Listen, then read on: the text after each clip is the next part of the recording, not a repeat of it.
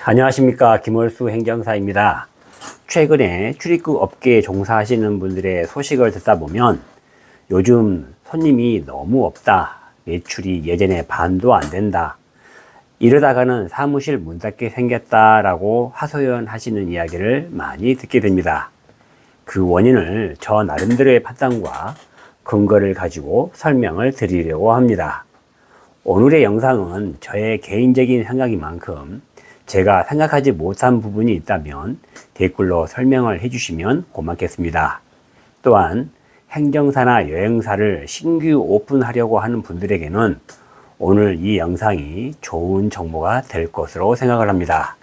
그럼 이제부터 최근에 출입국 업무와 관련하여 매출이 급감하게 된 요인을 간추려 설명을 드리도록 하겠습니다. 참고로 업무량이 가장 많이 감소한 행정사와 여행사는 주로 중국 동포와 주 고객인 경우일 것으로 생각이 됩니다. 왜냐하면 아래에서 설명드린 매출의 감소 이유가 주로 중국 동포와 CIS 동포가 주 원인이었던 요인이기 때문입니다. 첫 번째는 출입국 비자 업무 종사자의 증가입니다. 이건 중국 동포와 CIS 동포와는 상관없는 내용이긴 하지만 어쩌면 이것도 상당히 중요한 요인이 되었을 것으로 판단되어 먼저 설명을 드리겠습니다. 2018년도에 법무부 출입국에 등록된 행정사, 변호사 통계가 약 1,300여 명이었으나 최근에는 3,300여 명이 되었다는 점도 행정사와 여행사 등에서 업무량이 감소한 주요 이유가 되었을 것으로 판단이 됩니다.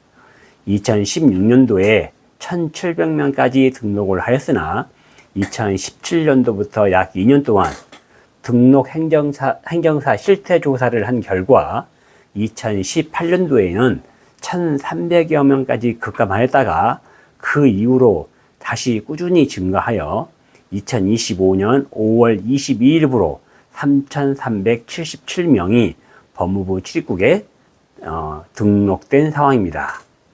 두 번째는 H2 동포 취업자의 감소입니다. H2 비자의 쿼터는 원래 30만 3천 명입니다.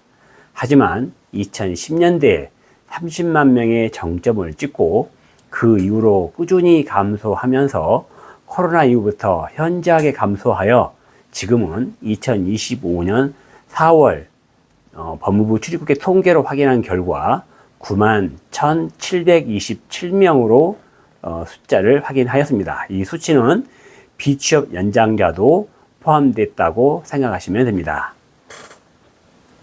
결국 20만 명 이상의 고객층이 사라져버린 것이죠. 현재 비취업 연장 고객층까지 포함한다면 이제는 정상적인 H2 비자는 얼마 없다라고 생각해도 될 것 같습니다. 더 중요한 것은 앞으로 중국 동포와 CIS 동포 중에서 더 이상 한국으로 유입될 인원이 없다는 점입니다.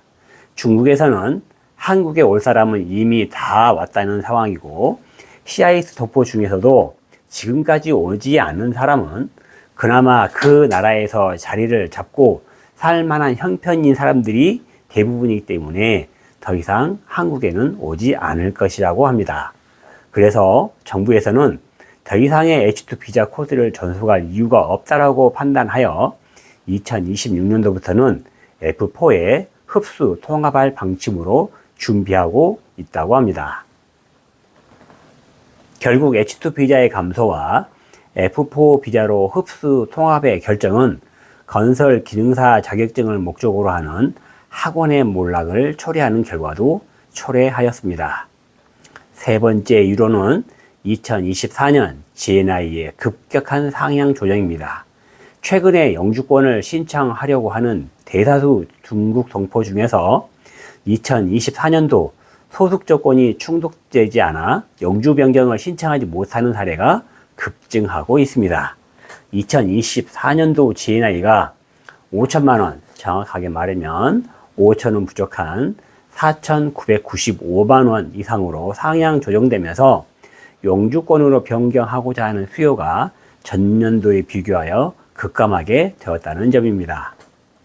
행정사와 여행사에서는 매년 5월부터 영주 변경 신청자가 몰려와야 하는 것이 정상적인데 올해부터는 그런 수요가 없다는 것입니다. 앞으로는 진의 조건을 충족하여 영주 변경을 하려고 하는 경우는 점차 감소할 것으로 예상되고 있습니다. 네 번째 요인으로는 아직 피부로 느껴지는 요인은 아니지만 앞으로 행정사와 여행사가 크게 영향을 미칠 요인으로 예상되어 한번 정리해 보았습니다.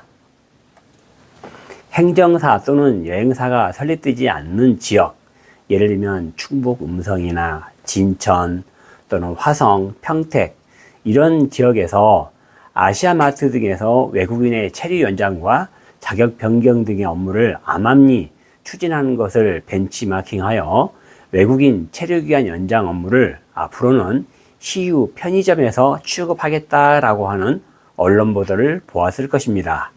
CU 편의점에서는 서류만 받고 업무 대행은 행정사와 변호사가 처리하는 시스템으로 구축하였다고 하는데 앞으로 체류 연장 업무에 대한 서비스는 지금보다 더 광범위하게 확대될 것으로 예상되고 있어서 앞으로 체류 연장 수수료로 매출을 의존하던 업체는 점점 더 힘겨울 것으로 예상이 됩니다. 다섯 번째는 비록 일부 업체에 해당하는 요인일 수는 있습니다. 지난해 2024년 6월경부터 사법심사 기준의 강화 지침과 2025년 올해 1월경부터 사법심사 결재권자의 상향 조정은 사법심사 업무를 주로 담당하고 있는 행정사와 변호사 업계에 매출 급감의 요인으로 작용하였을 것으로 판단이 됩니다. 지난해부터 농어촌 계절 근로자 쿼터 확대와 요식업계 E9 근로자의 도입, 이 외국인 간병인 비자의 신규 도입 등 다양한 변수가 존재하였음에도 불구하고 기존의 행정사 업무를 수행하시는 분들에게는 수익에 영향을 미치지 못하는 이유가 주로 국가와 단체 등의 독점 사업으로 추진되고 있었기 때문입니다. 아직까지 상대적으로 매출 감소에 영향이 적었던 비자의 종류로는 E계열, 주로 이제 E7이 해당이 되겠죠. 그리고 D계열 중에서도 D2, D4 또는 D7, DA, D9 등이 있는데요. 이러한 비자의 계열은 예전과 비교하여 크게 감소하지는 않은 것으로 보입니다. 이러한 점을 고려하여 업무의 영역을 다각화하는 전략이 필요한 때라고 생각되어서 저의 개인적인 의견을 담아 알려드리오니 업무에 참고하셨으면 좋겠습니다. 오늘 영상 여기까지입니다. 감사합니다.